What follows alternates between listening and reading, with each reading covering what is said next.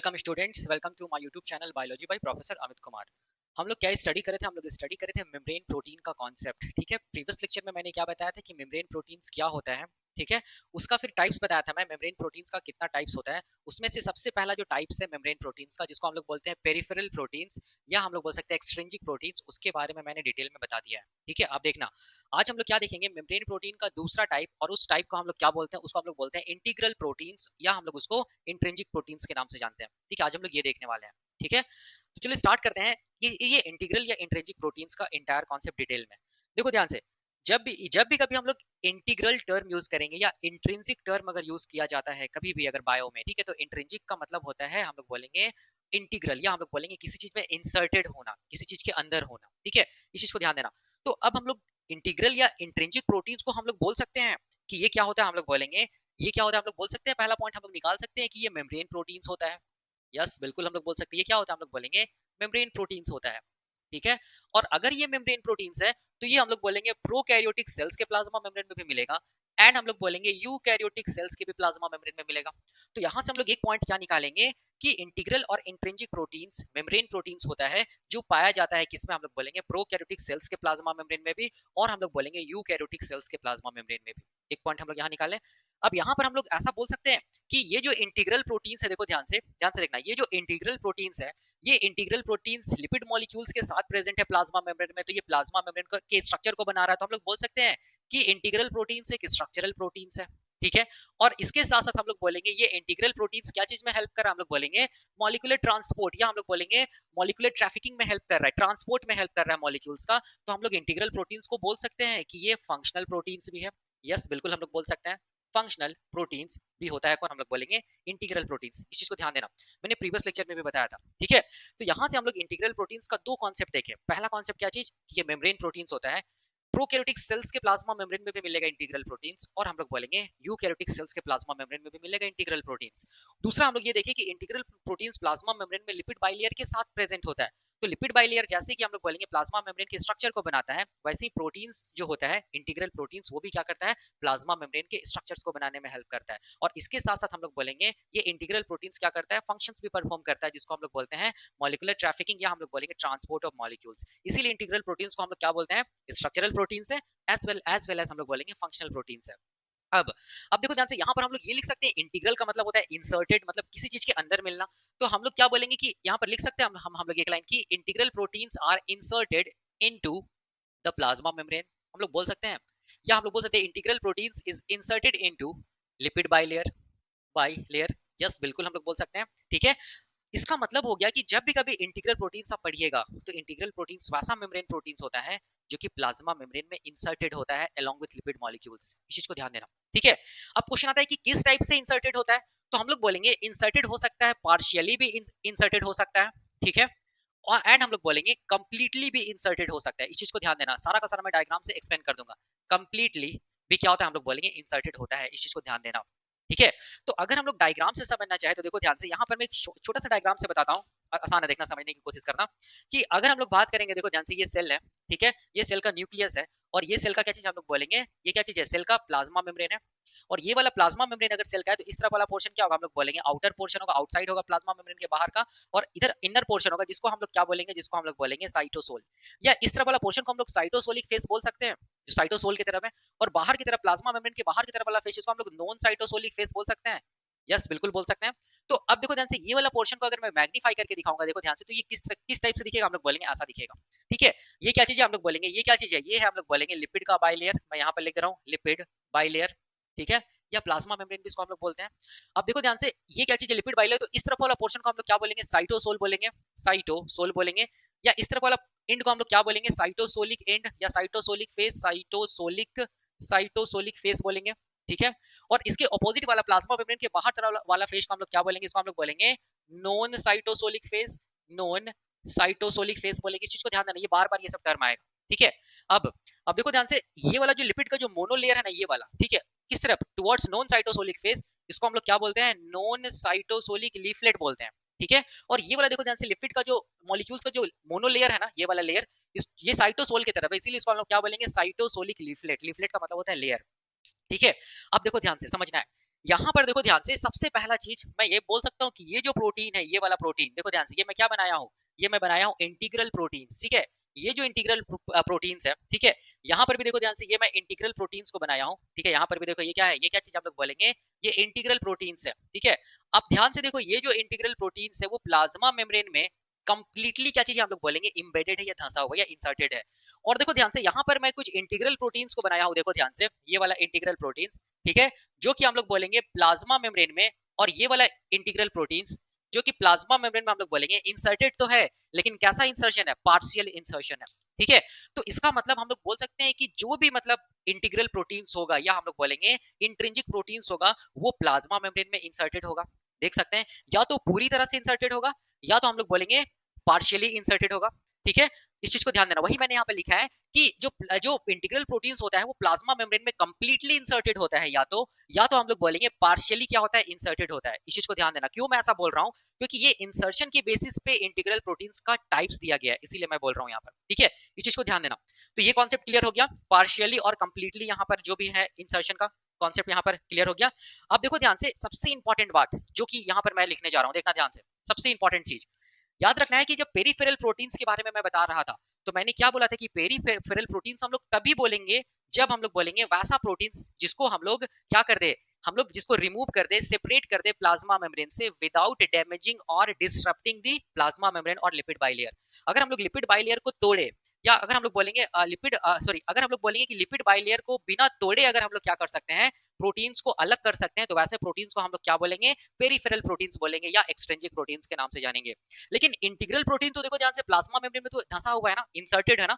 तो इस integral proteins को निकालने के लिए, सेपरेट करने के लिए याद रखना है आपको क्या करना होगा, लिपिड मॉलिक्यूल्स को तोड़ना होगा, प्लाज्मा मेम्ब्रेन को डिसरप्ट करना होगा, तभी जाके हम लोग बोलेंगे प्रोटीन्स बाहर निकलेगा। तो इंटीग्रल प्रोटीन्स का नाम कैसे आया, तो इंटीग्रल प्रोटीन्स हम लोग वैसे प्रोटीन्स को बोलेंगे, वैसा प्रोटीन्स जिसको हम लोग सेपरेट कर सकते हैं प्लाज्मा मेम्ब्रेन से, प्लाज्मा मेम्ब्रेन को तोड़कर, या हम लोग बोलेंगे डिसरप्ट करके, तो वैसे प्रोटीन्स को हम लोग क्या बोलेंगे, इंटीग्रल प्रोटीन्स के नाम से जानेंगे, याद रखना इंपॉर्टेंट है, ठीक है। पेरिफेरल प्रोटीन्स को हम लोग आसानी से सेपरेट कर सकते हैं प्लाज्मा मेम्ब्रेन को बिना डिसरप्ट किए हुए, याद रखना है, तब हम लोग टर्न देंगे पेरिफेरल प्रोटीन्स। लेकिन इंटीग्रल या हम लोग इंट्रिंसिक प्रोटीन तभी टर्न देंगे जब हम लोग बोलेंगे कि वैसा प्रोटीन जिसको प्लाज्मा मेम्ब्रेन से बाहर निकाला जा सकता है प्लाज्मा मेम्ब्रेन को तोड़ने के बाद, वैसे प्रोटीन्स को हम लोग क्या बोलेंगे, इंटीग्रल और इंट्रिंसिक प्रोटीन्स के नाम से जानेंगे, ठीक है। तो यहाँ पर अगर हम लोग बोल दे, यहाँ पर मैं लिख रहा हूँ, देखो ध्यान से, इफ मैं यहाँ पे लिख रहा हूँ, इफ द मेम्ब्रेन प्रोटीन्स, देखो ध्यान से मैं यहाँ पर क्या लिख रहा हूँ, if the membrane proteins are separated, are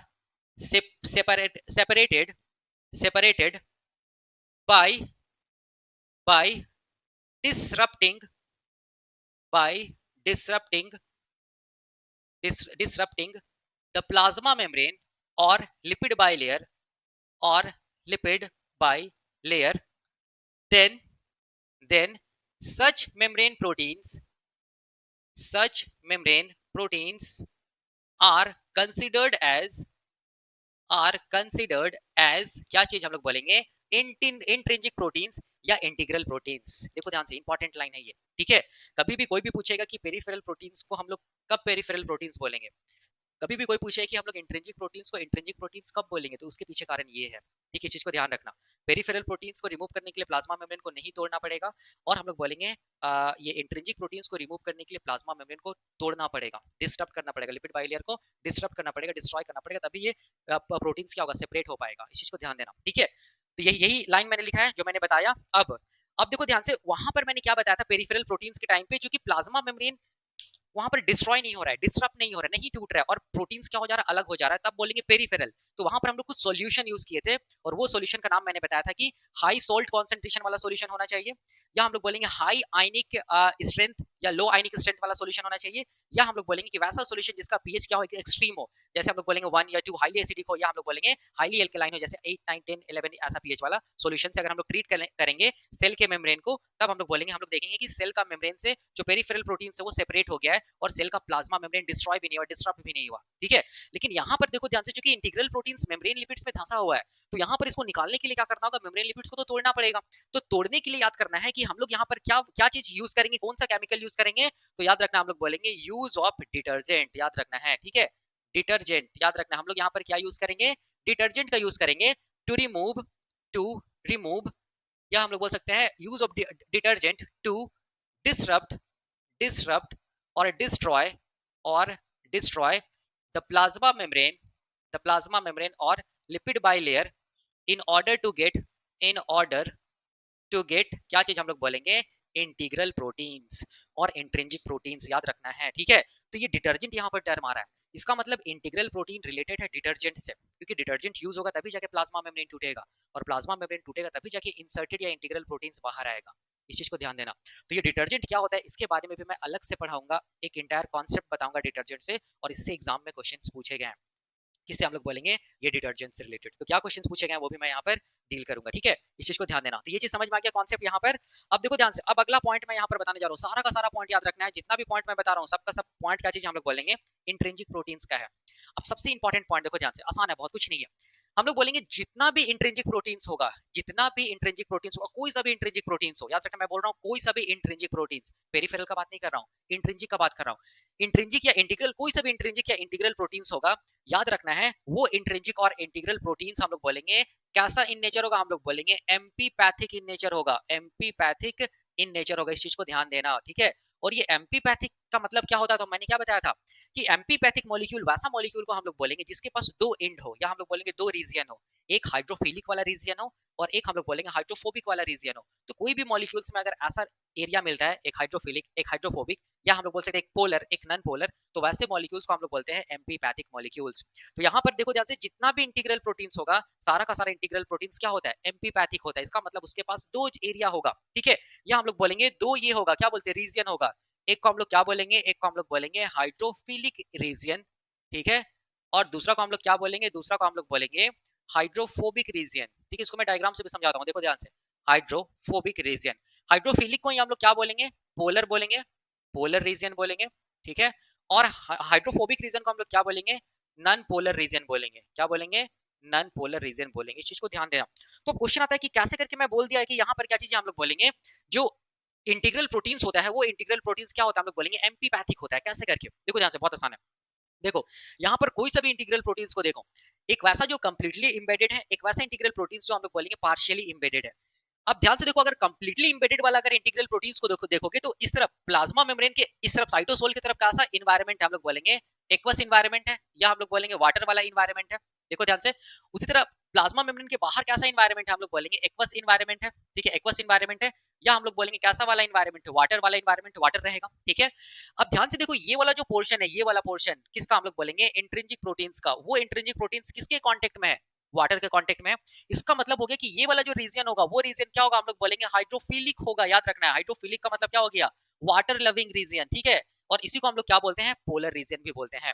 उसी तरह ये वाला रीजन भी देखो ध्यान से, जो हाइड्रोसोल की तरफ है, ये भी क्या होगा, हम लोग बोलेंगे हाइड्रोफिलिक होगा, तभी तो ये वाटर में प्रेजेंट है ना। देखो ध्यान से, इसको हम लोग क्या बोलेंगे, हाइड्रोफिलिक रीजन। लेकिन ध्यान से देखो, ये वाला जो रीजन है, यहाँ से लेके यहाँ तक वाला जो रीजन है, देखो ध्यान से, जो हम लोग बोलेंगे लिपिड बाइलेयर में धंसा हुआ है, वो रीजन क्या चीज है, हम लोग बोलेंगे हाइड्रोफोबिक वाला रीजन। इसको हम लोग क्या बोलेंगे, हाइड्रोफोबिक रीजन, हाइड्रोफोबिक रीजन बोलेंगे, ठीक है। तभी ये लिपिड मॉलिक्यूल्स में प्रेजेंट है। तो हम लोग बोल सकते हैं कि कोई भी इंटीग्रल प्रोटीन जिसके पास दो रीजन है, एक क्या चीज वाटर लविंग या हाइड्रोफिलिक रीजन या पोलर रीजन, एक क्या चीज हम लोग बोलेंगे हाइड्रोफिलिक रीजन, या हम लोग बोलेंगे पोलर रीजन या हाइड्रो या वाटर लविंग रीजन। और दूसरा क्या चीज हम लोग बोलेंगे हाइड्रोफोबिक रीजन, या हम लोग बोलेंगे क्या चीज, वाटर हेटिंग भी बोल सकते हैं, या लिपिड लविंग या नॉन पोलर रीजन भी बोल सकते हैं, ठीक है। इधर से भी कीजिएगा तो ये हाइड्रोफिलिक होगा, ये हाइड्रोफोबिक होगा, इधर से भी कीजिएगा तो ये हाइड्रोफिलिक होगा, ये हाइड्रोफोबिक होगा। तो हम लोग बोल सकते हैं कि इंटीग्रल प्रोटीन्स कैसा कैसा प्रोटीन्स है, एम्पीपैथिक प्रोटीन्स है। यस, बिल्कुल बोल सकते हैं। उसी तरह यहाँ इस इंटीग्रल प्रोटीन्स में भी देखो ध्यान से, इतना जो पोर्शन है ना, ये वाला पोर्शन यहाँ से लेके यहाँ तक, ये किसके कांटेक्ट में है, वाटर के कांटेक्ट में, तो ये हाइड्रोफिलिक हो जाएगा। इतना जो पोर्शन है देखो ध्यान से, वो किसके कांटेक्ट में, वाटर के कांटेक्ट में, तो ये भी हाइड्रोफिलिक हो जाएगा।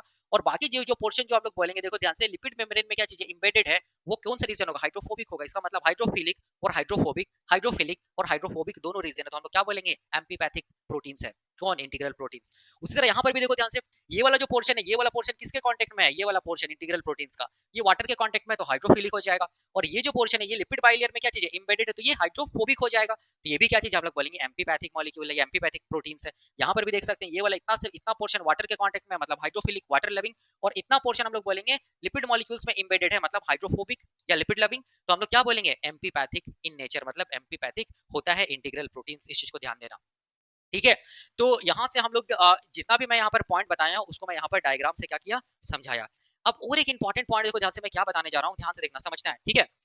देखो ध्यान से, और एक इंपॉर्टेंट पॉइंट मैं यहाँ पर ये बताने जा रहा हूँ कि जितना भी मतलब इंट्रिंसिक प्रोटीन्स होता है, मेजोरिटी ऑफ इंट्रिंसिक प्रोटीन्स, यहाँ पर मैं क्या लिख रहा हूँ, मैं लिख रहा हूँ मेजोरिटी ऑफ इंट्रिंसिक प्रोटीन्स, या हम लोग बोलेंगे इंटीग्रल प्रोटीन्स, ये हम लोग बोलेंगे क्या होता है, हम लोग बोलेंगे इनसॉल्युबल होता है, इनसॉल्युबल इन नेचर होता है। वाटर में ये क्या चीज हम लोग बोलेंगे, इनसॉल्युबल है, याद रखना है, ठीक है। लेकिन जो पेरिफेरल प्रोटीन्स था वो क्या था, वाटर में सॉल्युबल था, याद करो।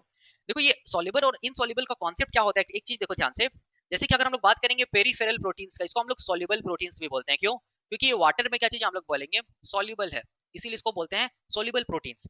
लेकिन जो इंट्रिंसिक प्रोटीन होता है इसको हम लोग बोलते हैं इनसॉल्युबल प्रोटीन, मतलब ये वाटर में क्या चीज हम लोग बोलेंगे, वाटर में सॉल्युबल नहीं है, या हम लोग बोलेंगे वाटर में क्या चीज है, इनसॉल्युबल है, ठीक है। तो इसका मतलब देखो ध्यान से, पेरिफेरल प्रोटीन को हम लोग सॉल्युबल प्रोटीन्स इसीलिए बोल रहे हैं क्योंकि पेरिफेरल प्रोटीन देखो ध्यान से आइदर यहाँ पर होगा या तो यहाँ पर होगा, नॉन साइटोसोलिक लीफलेट में होगा, ठीक है, या नॉन साइटोसोलिक फेस में होगा, या हम लोग बोलेंगे साइटोसोलिक फेस में होगा, यही तो दो पॉसिबिलिटी है ना। या हम लोग बोलेंगे कि अगर मान लो कि यहाँ पर अगर कोई इंट्रिंसिक प्रोटीन है तो इंट्रिंसिक प्रोटीन से भी एसोसिएटेड होगा ऐसे करके, नॉन कोवेलेंटली। तो ध्यान से देखो यहाँ पर जितना भी पेरिफेरल प्रोटीन है, सारा का सारा पेरिफेरल प्रोटीन हम लोग बोलेंगे किसके कॉन्टेक्ट में, हम लोग बोलेंगे वाटर के कॉन्टेक्ट में, या हम लोग बोलेंगे एक्वस इन्वायरमेंट में है। इसका मतलब ये वाटर लविंग है, मतलब ये वाटर में प्रेजेंट है, मतलब वाटर में सॉल्युबल है, ठीक है। लेकिन यहाँ पर देखो ध्यान से, इंट्रिंसिक प्रोटीन्स क्या कंप्लीटली वाटर में प्रेजेंट, हम लोग बोलेंगे नहीं, कुछ पार्ट इंट्रिंसिक प्रोटीन्स का वाटर में प्रेजेंट है और बाकी पार्ट कहाँ पर प्रेजेंट है, हम लोग बोलेंगे हाइड्रोफोबिक एरिया या लिपिड मॉलिक्यूल्स के अंदर प्रेजेंट है। इसका मतलब ये वाटर में कंप्लीटली प्रेजेंट नहीं है, मतलब हम लोग बोलेंगे वाटर में क्या है, हम लोग बोलेंगे इनसॉल्युबल है, ठीक है। इसीलिए हम लोग बोलते हैं कि जितना भी मतलब इंट्रिंसिक प्रोटीन्स होता है वो हम लोग बोलेंगे कैसा इन नेचर होता है, हम लोग बोलेंगे कैसा इन नेचर होता है, इनसॉल्युबल इन नेचर होता है। इस चीज को ध्यान देना। और ये चीज देखो यहाँ पर मैं बताना चाहता हूँ, हाइड्रोफोबिक रीजन को टर्म यूज करेगा बुक में, हाइड्रोफिलिक एंड हाइड्रोफोबिक जो मैं यहाँ पर रीजन लिखा हूँ ना, इसी की वजह से हम लोग बोलेंगे जो इंटीग्रल प्रोटीन्स होता है वो एम्फीपैथिक इन नेचर होता है। इसके लिए बुक में टर्म यूज करता है हाइड्रोफिलिक डोमेन और हाइड्रोफोबिक डोमेन, ऐसे करके वर्ड यूज करेगा, ठीक है, जिससे घबराना नहीं है। इसका मतलब ये क्या चीज के बारे में बोल रहा है, एम्फीपैथिक इन नेचर के बारे में बोल रहा है, इस चीज को ध्यान देना, ठीक है। तो जहां पर मैं हाइड्रोफिलिक लिखा हूं, रीजन लिखा हूं, वहां पर हाइड्रोफिलिक डोमेन भी आप लिख सकते हैं। जहां पर मैं हाइड्रोफोबिक रीजन लिखा हूं, वहां पर आप क्या लिख सकते हैं, हाइड्रोफोबिक डोमेन भी लिख सकते हैं, ठीक है, इस चीज को ध्यान देना। तो ये था हम लोग बोलेंगे क्या चीज, इंटीग्रल प्रोटीन्स का हम लोग बोलेंगे क्या चीज, कॉन्सेप्ट, ठीक है, इस चीज को ध्यान देना है। अब देखो ध्यान से, अब मैं यहाँ पर क्या बताने जा रहा हूँ, इंटीग्रल प्रोटीन्स का मैं यहाँ पर क्लासिफिकेशन बताने जा रहा हूँ, याद रखना है। अब देखो ध्यान से, याद रखना एक चीज की, इंटीग्रल प्रोटीन्स को मैंने प्रीवियस लेक्चर में बताया था कि इंटीग्रल या इंट्रिंसिक प्रोटीन्स को हम लोग ट्रांस मेम्ब्रेन प्रोटीन नहीं बोलते हैं। ट्रांस मेम्ब्रेन प्रोटीन इंट्रिंसिक या इंटीग्रल प्रोटीन्स का टाइप होता है, इस चीज को ध्यान देना। तो इसी डायग्राम के बेसिस पे देखो ध्यान से, कंप्लीटली इंबेडेड है, ठीक है, एक हम लोग बोलेंगे पार्शियली इंबेडेड इंटीग्रल प्रोटीन्स है। तो इसी के बेसिस पे हम लोग यहाँ पर टाइप्स को बनाते हैं इंटीग्रल प्रोटीन्स का, ठीक है, जो आपके बुक में लिखता है। तो मैं यहाँ पर क्या कर रहा हूँ, मैं यहाँ पर मिटा के क्या बताने जा रहा हूँ, टाइप्स ऑफ इंट्रिंसिक और इंटीग्रल प्रोटीन्स, ठीक है। अब देखो यहाँ पर हम लोग क्या देखने जा रहे हैं, यहाँ पर हम लोग देखने जा रहे हैं इंटीग्रल प्रोटीन्स का टाइप्स देखने जा रहे हैं, ध्यान से देखना, ठीक है। इसी डायग्राम से ही हम लोग टाइप्स को बनाते हैं, या आप बुक पढ़िएगा तो आपको उसमें दिखेगा। अब देखो क्या चीज होता है, याद रखना, इंटीग्रल प्रोटीन्स को हम लोग बोलते हैं, दो पार्ट में क्लासिफाई करते हैं on the basis of insertion. यहाँ पर मैं क्या लिख रहा हूँ, on basis of insertion, insertion मतलब प्लाज्मा मेम्ब्रेन में ये किस टाइप से इंसर्टेड है, कंप्लीटली इंसर्टेड है या पार्शियली इंसर्टेड है, इसके बेसिस पे हम लोग इंटीग्रल प्रोटीन्स को दो पार्ट में डिवाइड करते हैं। पहला जो पार्ट होता है, देखो ध्यान से, यहाँ पर मैं लिख रहा हूँ, पहला जो पार्ट होता है उसको हम लोग बोलते हैं मोनोटोपिक, क्या बोलेंगे इसको हम लोग, मोनोटोपिक इंट्रिंसिक या इंटीग्रल प्रोटीन, ठीक है। दूसरा जो टाइप होता है इसको हम लोग क्या बोलते हैं, दूसरा जो टाइप होता है इसको हम लोग बोलते हैं पॉलीटोपिक, पॉलीटोपिक, याद रखना, पॉलीटोपिक इंटीग्रल प्रोटीन, या हम लोग बोलेंगे इंट्रिंसिक प्रोटीन। और इसी को हम लोग क्या बोलते हैं, इसी को हम लोग बोलते हैं ट्रांस मेम्ब्रेन प्रोटीन, क्या बोलेंगे इसको हम लोग, ट्रांस मेम्ब्रेन प्रोटीन्स बोलेंगे, याद रखना है, ठीक है, जिसको हम लोग trans membrane protein short form TMP लिखते हैं, ठीक है। अब देखो ध्यान से, जो मोनोटोपिक प्रोटीन्स होता है ना, पहले मैं क्लासिफिकेशन बताता हूँ, उसके बाद एक एक करके इनको इसको मैं डिटेल में बताऊंगा। बस अभी इतना जानो कि जो मोनोटोपिक प्रोटीन्स होगा वो प्लाज्मा मेम्ब्रेन में, याद रखना है, पार्शियली पार्शियली इंसर्टेड होगा, याद रखना है, पार्शियली इंसर्टेड इंट्रिंसिक प्रोटीन्स को हम लोग मोनोटोपिक बोलेंगे। तो अगर डायग्राम से अगर हम लोग देखना चाहिए तो कौन सा प्रोटीन्स मोनोटोपिक प्रोटीन्स है, मोनोटोपिक इंट्रिंसिक प्रोटीन्स है, तो हम लोग क्या बोलेंगे, हम लोग बोलेंगे ये दोनों प्रोटीन्स क्या चीज है, देखो ध्यान से, ये क्या चीज है, पार्शियली इंसर्टेड है ना, तो हम लोग क्या बोलेंगे इसको, ऐसे प्रोटीन्स को, इंटीग्रल प्रोटीन्स को हम लोग क्या बोलेंगे, मोनोटोपिक इंटीग्रल प्रोटीन्स, ठीक है। अब दूसरा क्या चीज है, देखो ध्यान से, पॉलीटोपिक है, ये ट्रांस मेम्ब्रेन प्रोटीन्स है। तो ये वैसा इंटीग्रल प्रोटीन्स होता है जो कंप्लीटली इंसर्टेड होता है प्लाज्मा मेम्ब्रेन में, क्या होता है हम लोग बोलेंगे, कंप्लीटली क्या चीज होता है, हम लोग बोलेंगे इंसर्टेड होता है प्लाज्मा मेम्ब्रेन में। तो वैसा प्रोटीन्स जो कंप्लीटली इंसर्टेड है, देखो ध्यान से, उसको हम लोग क्या बोलेंगे, उसको हम लोग बोलेंगे पॉलीटोपिक इंटीग्रल प्रोटीन्स, या इसको हम लोग ट्रांस मेम्ब्रेन प्रोटीन बोलते हैं। ट्रांस मेम्ब्रेन का मतलब हो गया पूरे मेम्ब्रेन में क्या चीज हम लोग बोलेंगे, इंबेडेड है, ठीक है। इसीलिए बोलते हैं ट्रांस मेम्ब्रेन प्रोटीन, या हम लोग बोल सकते हैं पॉलीटॉपिक इंटीग्रल प्रोटीन्स। तो हम लोग इससे बोल सकते हैं कि ट्रांस मेम्ब्रेन प्रोटीन्स टाइप होता है किसका, इंटीग्रल प्रोटीन्स का, ठीक है, इसीलिए इस चीज को ध्यान देना। अब देखो यहाँ पर ये जो मोनोटॉपिक इंटीग्रल प्रोटीन्स होता है ना, उसका फर्दर कोई क्लासिफिकेशन नहीं है, ठीक है, लेकिन ये जो पॉलीटॉपिक इंटीग्रल या ट्रांस मेम्ब्रेन जो प्रोटीन्स होता है ना, उसका हम लोग बोलेंगे फर्दर क्लासिफिकेशन है, देखो ध्यान से, ठीक है, ये मैं पहला बता रहा हूँ, ठीक है, इसको हम लोग बोलते हैं, एक को हम लोग बोलते हैं सिंगल पास, सिंगल पास क्या चीज हम लोग बोलेंगे, ट्रांस मेम्ब्रेन प्रोटीन, याद रखना है, ठीक है। दूसरा को हम लोग क्या बोलेंगे, दूसरा को हम लोग बोलेंगे मल्टी पास, क्या बोलेंगे दूसरा को हम लोग बोलेंगे, ये मल्टी पास सिंगल पास का क्या मतलब है बताऊंगा मैं, multi pass trans membrane protein, देख सकते हैं मैं कैसे लिख रहा हूँ। और तीसरा जिसका टाइप होता है पॉलीटॉपिक इंट्रिंसिक प्रोटीन, या हम लोग बोलेंगे ट्रांस मेम्ब्रेन प्रोटीन का, इसको हम लोग बोलते हैं क्या चीज, beta barrel type, beta barrel type बोलेंगे, ठीक है, याद रखना है। तो हम लोग क्या बोल सकते हैं, हम लोग बोल सकते हैं कि जो ट्रांस मेम्ब्रेन प्रोटीन है जो प्लाज्मा मेम्ब्रेन में कंप्लीटली एम्बेडेड है, उसका फर्दर 3 टाइप होता है। एक को बोलते हैं सिंगल पास, अगर प्लाज्मा मेम्ब्रेन से एक ही बार अगर पॉलीपेप्टाइड चेन अगर पास करेगा तो हम लोग क्या बोलेंगे, single pass trans membrane protein. अगर प्लाज्मा मेम्ब्रेन से पॉलीपेप्टाइड का चेन हम लोग बोलेंगे एक से ज्यादा बार पास करेगा, ठीक है, तो हम लोग क्या बोलेंगे, multi pass trans membrane protein. और बीटा बैरल का कॉन्सेप्ट क्या होता है ये मैं अलग से बताऊंगा, ठीक है, याद रखना है। फिलहाल इतना समझो, मैं सारा कुछ को डिटेल में बताने जा रहा हूँ जो कि बहुत आसान है। अब देखो ध्यान से, अब ये जो single pass trans membrane protein होता है ना, इसका भी 2 टाइप होता है, देखना ध्यान से, समझना यहाँ पर, इसका भी हम लोग बोलेंगे 2 टाइप होता है। एक को हम लोग बोलेंगे वैसा पॉलीपेप्टाइड चेन जिसका एन टर्मिनस, एन टर्मिनस, ठीक है, N terminus present, present in non cytosolic phase, and C terminus क्या होता है मैं बताऊंगा, and C terminus present in cytosolic phase, ठीक है, ये पहला हो गया। दूसरा हम लोग बोलेंगे, दूसरा जो टाइप यहाँ पर मैं लिख रहा हूँ, देखो ध्यान से, यहाँ पर मैं लिख रहा हूँ कि दूसरा में क्या होता है, जो पॉलीपेप्टाइड चेन होता है ना single pass trans membrane protein में, उसका जो एन टर्मिनस होता है, ठीक है, वो प्रेजेंट होता है, मैं यहाँ पर लिख रहा हूँ present, present in cytosolic phase, and C terminus, C terminus present, present in non cytosolic phase. क्या होता है मैं बताऊंगा, बहुत आसान है, ठीक है, क्या होता है ये इसको मैं बताऊंगा, ठीक है ना, इस चीज को ध्यान देना। और ये वाला जो टाइप होता है ना, ये मोस्ट कॉमन टाइप होता है, याद रखना है, मोस्ट कॉमन टाइप होता है, ये एग्जाम में पूछा गया है, मोस्ट कॉमन टाइप होता है। मोस्ट कॉमन टाइप किसका हम लोग बोलेंगे, single pass trans membrane protein का। क्या होता है मैं डायग्राम से भी एक्सप्लेन करूंगा, बहुत आसान है। अब देखो ध्यान से, अब मल्टी पास जो ट्रांस मेम्ब्रेन प्रोटीन, इसका भी फर्दर क्लासिफिकेशन है, देखो ध्यान से, मल्टी पास जो ट्रांस मेम्ब्रेन प्रोटीन है इसका फर्दर क्लासिफिकेशन ये है, देखो ध्यान से, मैं इसको ऐसे दिखा रहा हूँ, ठीक है, यहाँ पर मैं इसको ऐसे करके दिखा रहा हूँ।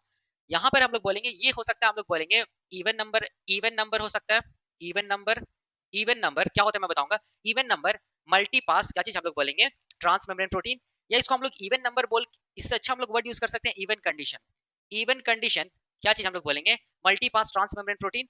दूसरा हम लोग बोलेंगे, दूसरा हम लोग बोलेंगे odd number, odd number, odd number क्या चीज हम लोग बोलेंगे, multi pass trans membrane protein, या इसको हम लोग अच्छे वर्ड में क्या बोल सकते हैं, odd condition trans membrane, sorry odd condition multi pass trans membrane protein.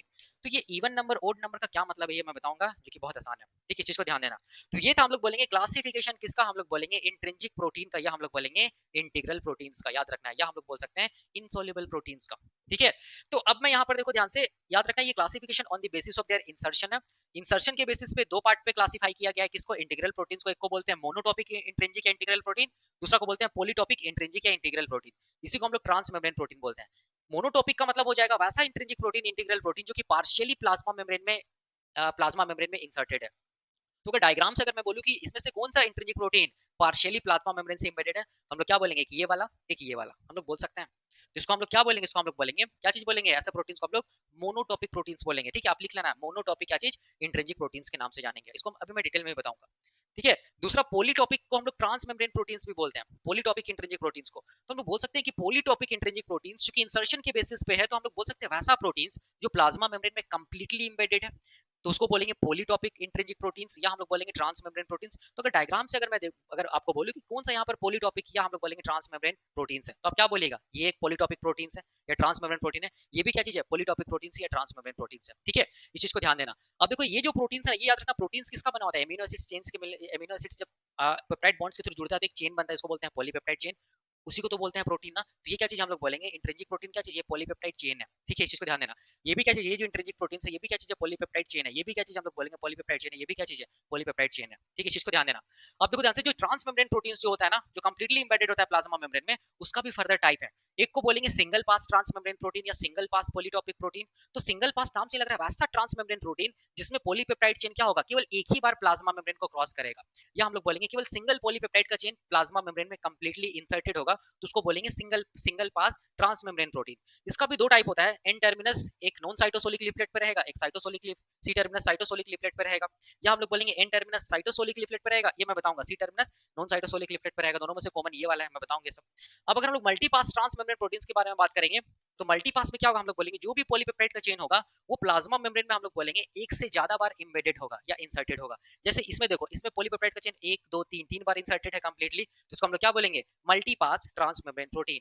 तो मल्टी का मतलब हो गया मेनी, पास का मतलब हो गया हम लोग बोलेंगे स्पैनिंग, स्पैनिंग का मतलब कितना बार क्रॉस किया है, पास का मतलब यहाँ पर हो जाएगा क्रॉस करना, कितना बार क्रॉस किया है, कितना बार स्पैन किया है पॉलीपेप्टाइड चेन, तो हम लोग बोलेंगे 3 बार स्पैन किया है, इसीलिए उसको बोलेंगे multipass trans membrane protein. Single pass, यहाँ पर पास जो टर्म आ रहा है, पास का मतलब हो गया स्पैनिंग, स्पैनिंग का मतलब क्रॉस करना प्लाज्मा मेम्ब्रेन को, कितना बार क्रॉस किया है, तो सिंगल का मतलब एक ही बार क्रॉस किया है प्लाज्मा मेम्ब्रेन को, देखो ध्यान से, ये एक ही बार स्पैन किया है, इसीलिए इसको हम लोग बोलते हैं single pass trans membrane protein. अब मल्टीपास ट्रांस मेम्ब्रेन प्रोटीन को भी हम लोग क्लासिफाई करते हैं इवन नंबर और ओड नंबर, ये सब क्या होते हैं मैं बताऊंगा, उसके बाद लास्ट में मैं बीटा बैरल का कॉन्सेप्ट बताऊंगा, उसके बाद हम लोग सीएसए नेट का क्वेश्चन सॉल्व करेंगे। तो मैं अब मिटा के मैं क्या बताने जा रहा हूँ, सबसे पहला यहाँ पर इंट्रिंसिक प्रोटीन्स, जिसका नाम क्या हम लोग बोलेंगे मोनोटॉपिक इंट्रिंसिक प्रोटीन्स का कॉन्सेप्ट मैं यहाँ पर डिटेल में बताने जा रहा हूँ, ठीक है।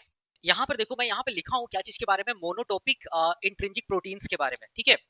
अब देखो जो जो इंपॉर्टेंट पॉइंट्स है वही मैं यहाँ पर मेंशन किया हूँ, और इसी से क्वेश्चन अगर पूछा जाएगा तो इसी से पूछा जाएगा, और ये बहुत आसान है, देखो ध्यान से।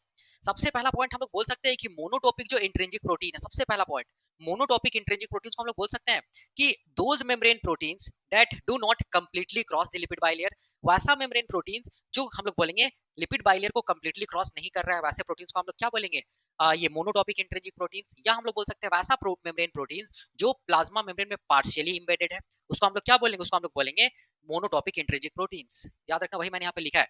अब देखो ध्यान से, चूंकि ये पार्शियली इंबेडेड है प्लाज्मा मेम्ब्रेन में, प्लाज्मा मेम्ब्रेन या पार्शियली इंसर्टेड है प्लाज्मा मेम्ब्रेन में, तो इसीलिए हम लोग बोलेंगे कुछ पोर्शन प्रेजेंट होगा इनसाइड द लिपिड एंड कुछ पोर्शन प्रेजेंट होगा आउटसाइड द लिपिड।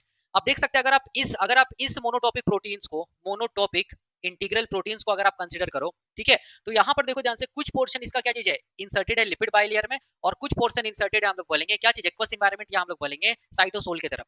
उसी तरह अगर इसको आप कंसीडर करो मोनोटॉपिक क्या चीज, हम लोग बोलेंगे इंटीग्रल प्रोटीन, तो इसका कुछ पोर्शन देखो ध्यान से कहां पर इंसर्टेड है, हम लोग बोलेंगे लिपिड बाइलेयर में, और हम लोग बोलेंगे इसका कुछ पोर्शन जो है वो एक्वस एनवायरनमेंट में प्रेजेंट है। तो ये जो लिपिड का जो सॉरी ये जो प्रोटीन्स है ना, मोनोटॉपिक जो इंटीग्रल प्रोटीन्स है, वो कंप्लीटली प्लाज्मा मेम्ब्रेन में इंसर्टेड नहीं है, कंप्लीटली प्लाज्मा मेम्ब्रेन को क्रॉस नहीं कर रहा है, तो वैसे प्रोटीन्स को हम लोग क्या बोलेंगे, मोनोटॉपिक प्रोटीन्स, वही मैंने यहाँ पे लिखा है। तो वैसा पोर्शन देखो ध्यान से, जो इनसाइड पोर्शन है, ठीक है, इनसाइड पोर्शन है, ठीक है, उसको हम लोग क्या बोलेंगे, ये वाला पोर्शन क्या चीज है, अंदर का पोर्शन है, सॉरी ये वाला पोर्शन अंदर का पोर्शन, ये वाला पोर्शन है, देखो ध्यान से, जो इंसर्टेड है, इसको हम लोग क्या बोलेंगे, इसको हम लोग बोलेंगे हाइड्रोफोबिक डोमेन या हाइड्रोफोबिक रीजन। और आउटसाइड पोर्शन जो है, आउटसाइड पोर्शन जो बाहर की तरफ है, देखो ध्यान से, इसको हम लोग क्या बोलेंगे, इसको हम लोग बोलेंगे हाइड्रोफिलिक डोमेन। तो हम लोग बोल सकते हैं कि मोनोटॉपिक जो प्रोटीन्स होता है, इंटीग्रल प्रोटीन्स, वो एम्पीपैथिक इन नेचर होता है। मैंने क्या बताया था, जितना भी इंटीग्रल प्रोटीन्स होगा वो एम्पीपैथिक होगा, तो आप देख सकते हैं ये मोनोटॉपिक प्रोटीन्स भी क्या है, एम्पीपैथिक है। आप यहाँ पर देखो ध्यान से, ये वाला इंड को हम लोग क्या बोलेंगे, हाइड्रोफिलिक रीजन या इंड या डोमेन, इसको हम लोग क्या बोलेंगे, हाइड्रोफोबिक रीजन या हाइड्रोफोबिक डोमेन, ये इसको हम लोग क्या बोलेंगे, हाइड्रोफिलिक डोमेन, इसको हम लोग क्या बोलेंगे, हाइड्रोफोबिक डोमेन। तो हम लोग बोल सकते हैं जो मोनोटॉपिक इंट्रिंसिक या इंटीग्रल प्रोटीन्स है वो एम्पीपैथिक होता है, यस बिल्कुल बोल सकते हैं, तो वही मैंने लिखा है। आप देखो ध्यान से, अगला पॉइंट मैं क्या लिखा हूं कि do not contain trans membrane spanning segment और ट्रांस मेम्ब्रेन सेगमेंट। देखो ये टर्म बार बार आएगा, ट्रांस मेम्ब्रेन स्पैनिंग सेगमेंट या ट्रांस मेम्ब्रेन सेगमेंट, दोनों सेम होता है।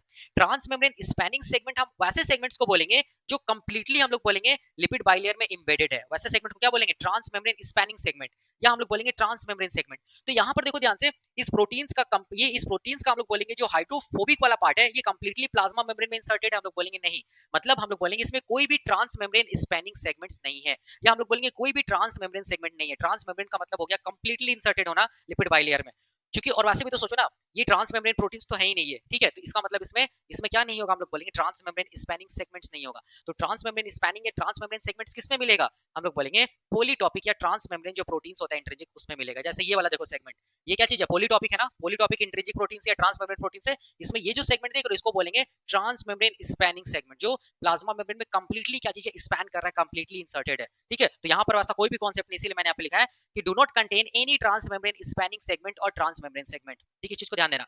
अब ट्रांस मेम्ब्रेन स्पैनिंग ही सेगमेंट नहीं है तो क्या ये ट्रांस मेम्ब्रेन प्रोटीन कहलाएगा? हम लोग बोलेंगे नहीं।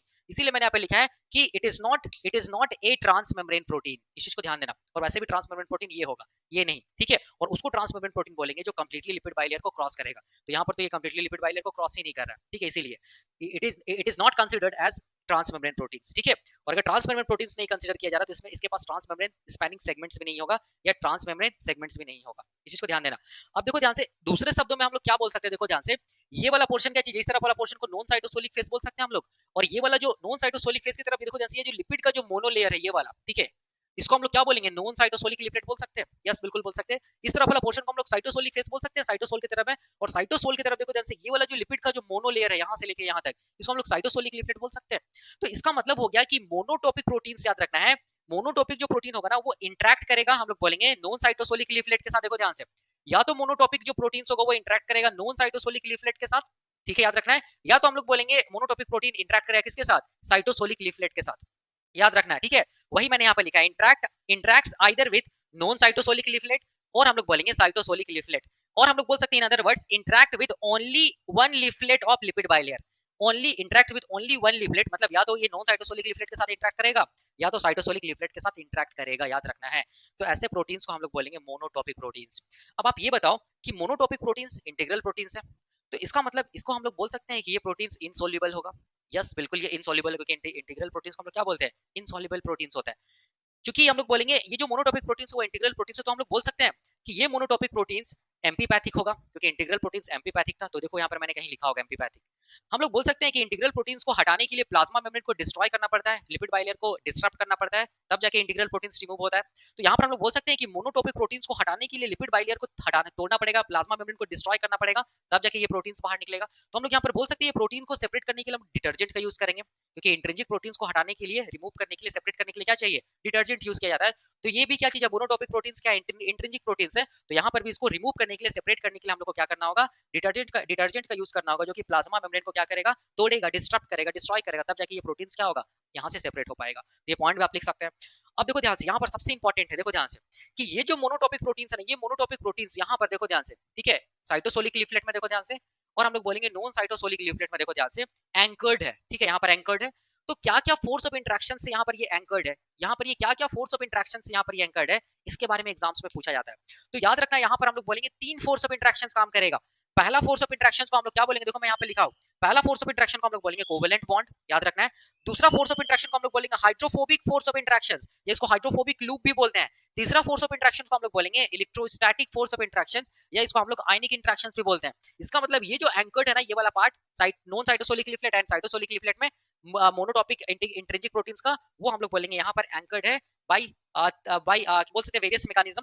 फर्स्ट कोवेलेंट लिंकेज और covalent bond, second hydrophobic force of interaction या हाइड्रोफोबिक लूप, और थर्ड हम लोग बोलेंगे इलेक्ट्रोस्टैटिक फोर्स ऑफ इंटरेक्शन, या हम लोग बोल सकते हैं आयनिक फोर्स ऑफ इंटरेक्शन के थ्रू। इस चीज को ध्यान देना, ठीक है।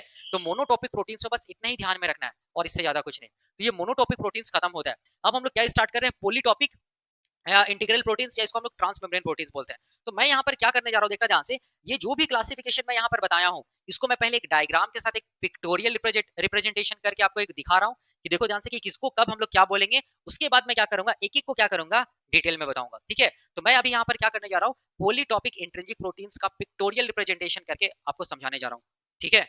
अब देखो ध्यान से कि मैं यहाँ पर पिक्टोरियल रिप्रेजेंटेशन करके आपको एक मतलब ओवरव्यू बताता हूँ, ताकि आपके दिमाग में ये चीज मतलब फिट हो जाए, ये वाला पोर्शन, ठीक है, जिसको हम लोग बोलते हैं पॉलीटॉपिक इंट्रिंसिक प्रोटीन्स या ट्रांस मेम्ब्रेन प्रोटीन्स बोलते हैं। देखो सबसे पहला चीज याद रखना ना, ये जो पॉलीटॉपिक प्रोटीन्स होगा वो प्लाज्मा मेम्ब्रेन में कंप्लीटली इंबेडेड होगा, प्लाज्मा मेम्ब्रेन को कंप्लीटली क्रॉस करेगा, इस चीज को ध्यान देना, ठीक है। तो मैं यहाँ पर सबसे पहला पिक्टोरियल रिप्रेजेंटेशन दिखा रहा हूँ, सिंगल, देखो ध्यान से, सिंगल पास क्या चीज हम लोग बोलेंगे, ट्रांस मेम्ब्रेन प्रोटीन का पिक्टोरियल रिप्रेजेंटेशन मैं यहाँ पर दिखा रहा हूँ, देखना ध्यान से। मैं यहाँ पर क्या बना रहा हूँ, देखो ध्यान से, मैं यहाँ पर क्या बना रहा हूँ, प्लाज्मा मेम्ब्रेन बना रहा हूँ, देखो ध्यान से, ये प्लाज्मा मेम्ब्रेन है, ठीक है, यहाँ पर ये प्लाज्मा मेम्ब्रेन है। यहाँ पर क्या होगा, लिपिड बाइलेयर होगा, लिपिड बाइलेयर आप बना लेना, ठीक है, ये लिपिड बाइलेयर होगा, ऐसे करके देखो ध्यान से, यहाँ भी क्या होगा, लिपिड बाइलेयर होगा, पूरी तरह से बना लेना। अब देखो ध्यान से, single pass trans membrane protein याद रखना है, वैसा ट्रांस मेम्ब्रेन प्रोटीन होगा जो हम लोग बोलेंगे प्लाज्मा मेम्ब्रेन को क्या करेगा, कंप्लीटली क्रॉस करेगा या कंप्लीटली स्पैन करेगा प्लाज्मा मेम्ब्रेन को। तो इसको हम लोग बोल सकते हैं single pass trans membrane protein, yes बिल्कुल बोल सकते हैं। दूसरा देखो ध्यान से, इसको भी तो हम लोग बोल सकते हैं ना ऐसे करके, ये भी क्या चीज हम लोग बोलेंगे, क्या चीज है, ये भी क्या चीज हम लोग बोलेंगे, single pass trans membrane protein है। तो ये वाला जो है देखो ध्यान से, ये भी single pass trans membrane protein है, और ये भी ट्रांस मेम्ब्रेन प्रोटीन है, और ये भी क्या चीज हम लोग बोलेंगे, single pass trans membrane protein है। देखो ध्यान से, मैं दो यहाँ पर single pass trans membrane protein बनाया, ठीक है। तो single pass trans membrane protein याद रखना है, उसके बारे में हम लोग पिक्टोरियल रिप्रेजेंटेशन देखेंगे तो बस एक ही बार हम लोग बोलेंगे पॉलीपेप्टाइड का जो चेन होगा वो क्या करेगा, प्लाज्मा मेम्ब्रेन को क्या करेगा, क्रॉस करेगा। इस चीज को ध्यान देना, ठीक है। तो ये क्या चीज हम लोग बोलेंगे, single pass trans membrane protein है, ठीक है। अब देखो ध्यान से, अब single pass trans membrane protein में याद रखना है एक ही पॉलीपेप्टाइड चेन प्लाज्मा मेम्ब्रेन को क्रॉस करेगा या प्लाज्मा मेम्ब्रेन को स्पैन करेगा, ऐसा टर्म यूज किया जाता है। स्पैनिंग क्रॉस, क्रॉस की जगह अच्छा टर्म क्या है, स्पैन करना। तो देखो ध्यान से, एक ही पॉलीपेप्टाइड का चेन है जो प्लाज्मा मेम्ब्रेन को क्या कर रहा है, हम लोग बोलेंगे स्पैन कर रहा है, क्रॉस कर रहा है। एक ही पॉलीपेप्टाइड का चेन है जो क्या चीज है, प्लाज्मा मेम्ब्रेन को क्रॉस कर रहा है या स्पैन कर रहा है। अब देखो ध्यान से कि कोई भी पॉलीपेप्टाइड का चेन अगर हम लोग देखेंगे, कोई भी पॉलीपेप्टाइड चेन है मान लो, वो किससे बना होगा, हम लोग बोलेंगे वो बना होगा, हम लोग बोलेंगे एमिनो एसिड्स के मिलने से बना होगा। ये एमिनो एसिड से पहला, ये दूसरा, यहाँ पर peptide bond peptide bond peptide bond, ठीक है। तो एमिनो एसिड्स का अगर हम लोग ये स्ट्रक्चर देखेंगे तो एनसीसी होता है, एक तरफ क्या होगा हम लोग बोलेंगे एमिनो ग्रुप होगा, एक तरफ क्या होगा कार्बोक्सिलिक एसिड ग्रुप होगा, एक तरफ H होगा, एक तरफ R ग्रुप होगा।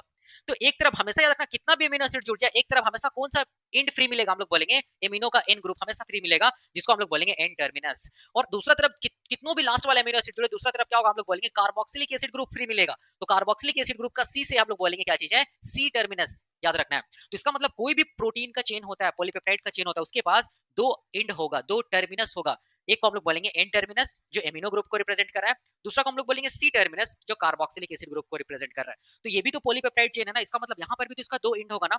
एक एंड में देखो ध्यान से, एक एंड में यहाँ पर क्या दिखा रहा हूँ, ये वाला, इसको मैं क्या, इसको मैं बोल सकता हूँ नॉन साइटोसोलिक फेज, इधर बाहर है, प्लाज्मा मेम्ब्रेन के बाहर है, इसको मैं बोल सकता हूँ साइटोसोलिक फेज, ठीक है। तो याद रखना है, देखो ध्यान से, हमेशा याद रखना कि एन टर्मिनस, यहाँ पर मैं लिखा हूँ N terminus present in non cytosolic क्या चीज हम लोग बोलेंगे, फेज। एन टर्मिनस इधर भी प्रेजेंट हो सकता है, ठीक है। अगर इधर एन टर्मिनस है तो सी टर्मिनस किधर होगा, हम लोग बोलेंगे बट ऑब्वियस है साइटोसोलिक क्या चीज, फेज की तरफ होगा। और ऐसा जो single pass trans membrane protein होता है, यही क्या होता है, हम लोग बोलेंगे मोस्ट कॉमन होता है। इस चीज को ध्यान देना, मोस्ट कॉमन।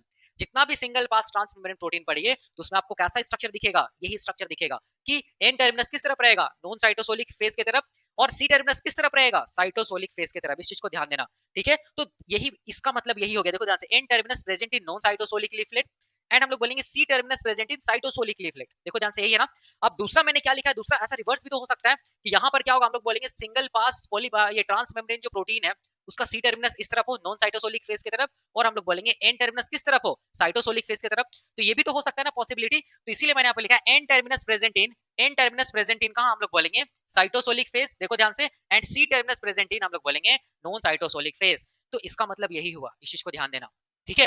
तो ये चीज समझ में आया। अब देखो, अब मैं मल्टीपास के बारे में बताने जा रहा हूँ। तो मल्टीपास के लिए देखो ध्यान से, इसको मैं मिटा रहा हूँ यहाँ पर, ध्यान से देखना मल्टीपास क्या चीज है, बहुत आसान है, ठीक है। इसको मैं मिटा ही दे रहा हूँ, या फिर इसको मैं मिटा दे रहा हूँ, ठीक है। अब मैं दूसरा बता रहा हूँ क्या चीज, हम लोग बोलेंगे मल्टीपास ट्रांस मेम्ब्रेन प्रोटीन का कॉन्सेप्ट। यहाँ पर देखो क्या चीज है, ये भी बहुत आसान है। देखो ध्यान से, ये मैं क्या बना रहा हूँ, ये मैं बना रहा हूँ प्लाज्मा मेम्ब्रेन। ये क्या चीज हम लोग बोलेंगे, ये है प्लाज्मा मेम्ब्रेन है। इस तरफ क्या होगा, हम लोग बोलेंगे नॉन साइटोसोलिक फेस होगा, इस तरफ क्या होगा, साइटोसोलिक फेस होगा, ठीक है। अब ध्यान से देखो, यहाँ पर मैं क्या बता रहा हूँ, दूसरा ये बता रहा हूँ जिसको ये क्या बोलते हैं, पॉलीटॉपिक इंट्रिंसिक प्रोटीन्स का दूसरा टाइप जिसको बोलते हैं multi pass trans membrane protein, इसका बता रहा हूँ। अब देखो, मल्टी पास का मतलब हो गया, हम लोग बोलेंगे एक से ज्यादा बार हम लोग बोलेंगे पॉलीपेप्टाइड चेन प्लाज्मा मेम्ब्रेन को स्पैन करेगा या क्रॉस करेगा, ठीक है। देखो ध्यान से, जैसे अगर मैं यहाँ से स्टार्ट कर रहा हूँ, देखना ध्यान से, समझना, एक से ज्यादा बार, ठीक है। मैं 3 ही बार दिखा रहा हूँ, जितना बार 7 बार 8 बार जितना बार करना, ठीक है। तो एक कंडीशन क्या हो सकता है, देखो ध्यान से, ऐसा हो सकता है एक से ज्यादा बार, ठीक है, ऐसा हो सकता है एक कंडीशन, ठीक है। एक ऐसा हो सकता है, देखो ध्यान से, ठीक है, एक ऐसा हो सकता है, ठीक है। एक ऐसा भी तो हो सकता है, देखो ध्यान से, एक ऐसा हो सकता है, ठीक है। और एक हो सकता है, देखो ध्यान से, ऐसा भी तो हो सकता है, इसको मैं ऐसे दिखा दूं, ऐसे करके, फिर से और एक बार ऐसे करके, देखो ध्यान से, ठीक है, ऐसे करके दिखा रहा हूँ, देखो ध्यान से, और एक बार मैं ऐसे दिखा रहा हूँ, ठीक है। तो ये क्या चीज हम लोग बोलेंगे, यहाँ ये वाला क्या चीज हम लोग बोलेंगे मल्टीपास ट्रांस मेम्ब्रेन प्रोटीन। ये भी क्या चीज है, मल्टीपास ट्रांस मेम्ब्रेन प्रोटीन। इसमें इसमें पॉलीपेप्टाइड का चेन प्लाज्मा मेम्ब्रेन को 1 2 3 3 बार स्पैन किया है। इसमें भी मतलब देखो ध्यान से, पॉलीपेप्टाइड का चेन 1 2 3 3 बार क्या किया है, प्लाज्मा मेम्ब्रेन को स्पैन किया है, देखो ध्यान से, ठीक है। अब यहाँ पर देखो ध्यान से, समझना है, यहाँ पर देखो क्या चीज है, जब भी कभी पॉलीपेप्टाइड का चेन अगर ओड नंबर में, देखो ध्यान से, ओड नंबर में क्या कर रहा है, हम लोग बोलेंगे ओड नंबर में क्या कर रहा है, हम लोग बोलेंगे अगर प्लाज्मा मेम्ब्रेन को स्पैन कर रहा है पॉलीपेप्टाइड का चेन। आप देख सकते हैं यहाँ पर नंबर 1, यहाँ पर नंबर 2, यहाँ पर 3, ओड नंबर हुआ ना। यहाँ पर भी देखो, यहाँ से पहला दूसरा तीसरा 3 बार स्पैन किया, मतलब ओड नंबर में स्पैनिंग हुआ। तो हमेशा याद रखना है, ओड नंबर में अगर स्पैन होगा तो एक पॉसिबिलिटी क्या बनेगा कि जो एन टर्मिनस होगा वो नॉन साइटोसोलिक फेज की तरफ होगा, और हम लोग बोलेंगे सी टर्मिनस क्या होगा, हम लोग बोलेंगे साइटोसोलिक फेज की तरफ होगा, ठीक है। या हम लोग बोल सकते हैं कि सी टर्मिनस क्या होगा, नॉन साइटोसोलिक फेज की तरफ होगा, और एन टर्मिनस क्या होगा, हम लोग बोलेंगे साइटोसोलिक फेज की तरफ होगा। देखो ध्यान से, यही होगा ना, देखो ध्यान से। तो इस चीज को ध्यान देना, यही मैंने यहाँ पर लिखा है, ओड नंबर या ओड कंडीशन। हमेशा याद रखना कि यहाँ पर एन टर्मिनस अगर नॉन साइटोसोलिक फेज में होगा तो साइटोसोलिक फेस में हमेशा सी टर्मिनस होगा, ओड नंबर में, याद रखना इस चीज को। अगर ओड नंबर में पॉलीपेप्टाइड का चेन प्लाज्मा मेम्ब्रेन को स्पैन करता है तब, जैसे कि देखो ध्यान से, अगर मान लो यहाँ पर मैं 5 लेता, 1 2 3 4 5, ठीक है, या फिर आप देखो ऐसे करके बनाओ ना, तभी देखना देखना ध्यान से। अगर ओड नंबर में अगर देखो ध्यान से, ये 1 हो गया, ये 2 हो गया, ये 3 हो गया, ये 4 हो गया, ये 5 हो गया, देखो ध्यान से, तो एक इंट हमेशा क्या आएगा, नॉन साइटोसोलिक फेस की तरफ आएगा, और एक इंट हमेशा क्या आएगा, साइटोसोलिक फेस की तरफ आएगा। इस चीज को हमेशा ध्यान देना, ठीक है। देखो ध्यान से, अगर इधर एन आ रहा है तो इधर सी आएगा, और अगर इधर सी आएगा तो इधर एन आएगा, इस चीज को ध्यान देना, ठीक है। तो ये था इवन नंबर का concept, even number multipass transmembrane protein का कॉन्सेप्ट, इस चीज को ध्यान रखना है, ठीक है। अब मैं सॉरी ओड नंबर, सॉरी ये क्या था, ओड नंबर, ओड नंबर क्या चीज हम लोग बोलेंगे, मल्टीपास ट्रांसमेम्ब्रेन प्रोटीन का कॉन्सेप्ट, ये चीज को ध्यान में रखना है, ठीक है। अब मैं बता रहा हूँ इवन नंबर का कंडीशन, देखो ध्यान से, इवन नंबर में हम लोग बना सकते हैं, देखो ध्यान से, ऐसे करके देखना ध्यान से, इवन नंबर में 2 ही दिखा रहा हूँ, ठीक है। देखो ध्यान से, इसको मैं ऐसे दिखा दूं, ऐसे करके, एक ऐसे दिखा दूं, देखो ध्यान से, ठीक है। और एक मैं दिखा रहा हूँ, देखो ध्यान से, एक ऐसे दिखा दूं मैं यहाँ पर, और एक ऐसे दिखा दूं मैं यहाँ पर, या फिर चलो 4 दिखा देता हूँ यहाँ पर, 3 और ये क्या हो गया, ये 4 हो गया, चलो। ये क्या चीज हम लोग बोलेंगे, इवन नंबर में पॉलीपेप्टाइड का चेन प्लाज्मा मेम्ब्रेन को क्रॉस किया है, देखो ध्यान से, ये पहला, ये दूसरा, ठीक है। यहाँ पर भी ये पहला, ये दूसरा, ये तीसरा, ये चौथा। तो इसको बताने का मेरा मतलब क्या है कि दोनों का दोनों एंड, देखो ध्यान से, एन टर्मिनस, या हम लोग बोलेंगे सी टर्मिनस, ठीक है। यहाँ पर भी देखो ध्यान से, सी टर्मिनस या एन टर्मिनस, हमेशा याद रखना है कि एक ही मतलब हम लोग बोलेंगे ये एक ही मतलब क्या बोल सकते हैं, या तो नॉन साइटोसोलिक फेज की तरफ एंड होगा, खत्म होगा, या तो हम लोग बोलेंगे साइटोसोलिक फेज की तरफ खत्म होगा। तो यहाँ पर ये जो मैं दिखाया, देखो ध्यान से, यहाँ पर 2 पॉलीपेप्टाइड का चेन बनाया हूँ, आप देख सकते हो दोनों पॉलीपेप्टाइड का चेन का जो एन टर्मिनस और सी टर्मिनस है वो किस तरफ है, नॉन साइटोसोलिक फेज की तरफ है। यहाँ पर मैं 4 पॉलीपेप्टाइड का चेन दिखाया, देखो ध्यान से, यहाँ पर भी देखो ध्यान से, एन और सी टर्मिनस किस तरफ है, हम लोग बोलेंगे नॉन साइटोसोलिक फेज की तरफ है, ठीक है। हम लोग इसको, इस डायग्राम को ऐसे भी तो दिखा सकते हैं ना, देखो ध्यान से, ठीक है। ये तो साइटोसोलिक फेज की तरफ मैं दिखाया, अब देखो ध्यान से, अब यहाँ पर देखो ध्यान से, ये प्लाज्मा मेम्ब्रेन इस तरफ क्या चीज है, नॉन साइटोसोलिक फेज, इस तरफ साइटोसोलिक फेज है। अगर हम लोग इधर से बनाते हैं, देखो ध्यान से, अगर हम लोग इधर से बनाना स्टार्ट करते हैं, ठीक है, देखो ध्यान से, तब हमेशा याद रखना है साइटोसोलिक फेज की तरफ दोनों का दोनों एंड आएगा। देखो ध्यान से, यहाँ पर भी मैं कर दे रहा हूँ, ये पहला, ये दूसरा, ये तीसरा, और ये क्या चीज हो गया, चौथा। ये देखो ध्यान से, पहला, ये दूसरा पॉलीपेप्टाइड चेन, ये इवन नंबर है, एन टर्मिनस भी यहीं पर होगा, सी टर्मिनस भी यहीं पर होगा। यहाँ पर भी देखो, ये पहला, ये दूसरा, ये तीसरा, ये चौथा, 4 पॉलीपेप्टाइड चेन इवन नंबर है, तो यहाँ पर भी एन टर्मिनस इधर ही होगा, सी टर्मिनस भी इधर ही होगा, ठीक है। तो मेरा ये बताने का मतलब है कि जब भी कभी इवन नंबर में अगर मल्टीपास ट्रांसमेम्ब्रेन प्रोटीन होगा, तो वैसे ट्रांसमेम्ब्रेन प्रोटीन में जो पॉलीपेप्टाइड का चेन होगा, उसका जो एंड होगा, एन टर्मिनस और सी टर्मिनस, वो हमेशा याद रखना है एक ही मतलब फेज की तरफ एंड होगा, जैसे कि नॉन साइटोसोलिक फेज की तरफ भी खत्म होगा, या तो हम लोग बोलेंगे साइटोसोलिक फेज की तरफ भी खत्म होगा, ठीक है। अगर हम लोग बोलेंगे ओड नंबर में अगर मल्टीपास ट्रांसमेम्ब्रेन प्रोटीन प्रेजेंट होगा, तो एक एंड हमेशा याद रखना नॉन साइटोसोलिक की तरफ, दूसरा एंड साइटोसोलिक एंड की तरफ, या हम लोग बोलेंगे दूसरा एंड नॉन साइटोसोलिक की तरफ, पहला एंड साइटोसोलिक फेज की तरफ। इस चीज को ध्यान देना, ये इंपॉर्टेंट है, ठीक है। तो ये था हम लोग बोलेंगे क्या चीज का, इसका even number and odd number multipass transmembrane protein का कॉन्सेप्ट। अब बीटा बैरल का देखो ध्यान से, थोड़ा सा मैं बीटा बैरल के बारे में यहाँ पर थोड़ा सा बस डायग्राम से बता देता हूँ, ऐसे डिटेल में मुझे बताना ही है, ठीक है। देखो ध्यान से, ये जो बीटा बैरल है ना, ये याद रखना, एक ड्रम के जैसा स्ट्रक्चर को इमेजिन करो, ऐसे करके एक ड्रम बना दो, ठीक है, और इस ड्रम के बीच में एक होल कर दो ऐसे करके, और इस ड्रम को ऐसे करके जोड़ दो, अंदर ही अंदर क्या हम लोग बोलेंगे, होलो, क्या चीज हम लोग बोलेंगे, एक होलो चैम्बर है, या हम लोग बोल सकते हैं एक होलो पैसेज है, ठीक है। इसकी को हम लोग क्या बोलते हैं, इसी को हम लोग क्या बोलते हैं, इसी को हम लोग बोलते हैं बीटा बैरल। बीटा बैरल के जैसा दिखेगा, ये बैरल शेप दिखेगा, मतलब यहाँ पर क्या होगा, देखो ध्यान से, यहाँ पर पॉलीपेप्टाइड का चेन ऐसे करके अपने आप को अरेंज करेगा, ऐसे करके, ठीक है, बीटा शीट के थ्रू अरेंज करेगा। तो इसको मैं बताऊंगा बाद में, ठीक है। जितना भी हाइड्रोफिलिक मॉलिक्यूल होगा वो अंदर ही अंदर हम लोग बोलेंगे, इस टनल के थ्रू कहाँ आएगा, हम लोग बोलेंगे प्लाज्मा मेम्ब्रेन को क्रॉस करेगा, इस चीज को ध्यान देना, ठीक है। तो बीटा बैरल का भी कॉन्सेप्ट मैं बताऊंगा, इस चीज को ध्यान देना है। तो ये था हम लोग बोलेंगे पिक्टोरियल रिप्रेजेंटेशन किसका, हम लोग बोलेंगे ये जो मैं टाइप्स बताया हूँ उसका। अब मैं यहाँ पर एक एक टाइप को डिटेल में बताने जा रहा हूँ। सबसे पहला टाइप मैं क्या बताने जा रहा हूँ, सबसे पहला टाइप में सिंगल पास ट्रांसमेम्ब्रेन प्रोटीन का कॉन्सेप्ट मैं बताने जा रहा हूँ। इसको एक एग्जाम्पल के साथ हमेशा कोरिलेट किया जाता है, हम लोग बोलेंगे एग्जाम में पूछा जाता है, और वो एग्जाम्पल है ग्लाइकोफोरिन्स। तो मैं यहाँ पर मिटा के क्या बताने जा रहा हूँ, सिंगल पास ट्रांसमेम्ब्रेन प्रोटीन का इंटायर कॉन्सेप्ट, ठीक है।